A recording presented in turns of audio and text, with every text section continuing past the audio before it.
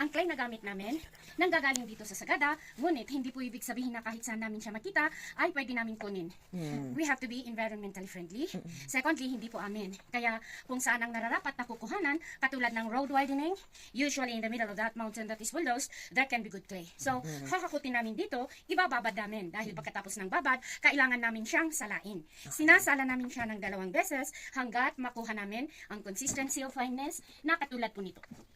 Sa pottery po, may 3 klase. Meron tayo yung earthenware. Ito po yung low-fired pottery na kagaya ng gawain nila sa Vigan, sa Pampanga, and some other parts of the country. Ito yung pwedeng lutuan, lagyan na ng tubig, mga paso-paso, mga tapayan, mga burnayan, palayok. Those are examples of earthenware, low-fired pottery.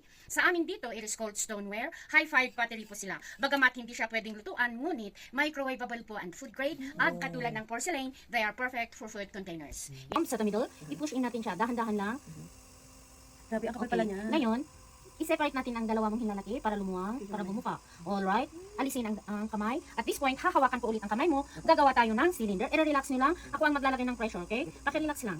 Iko-compress natin. And then, we slide our fingers up to the top. Yan. We're doing your cylinder. One more time. Compress at the bottom. And then, we slide our fingers up.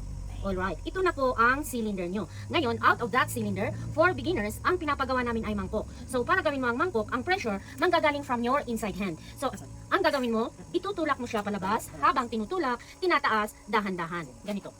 Itulak palabas, habang tinutulak, sige tulak, tulak, tulak to the top, at the very tip, stay a second, and then, slowly release.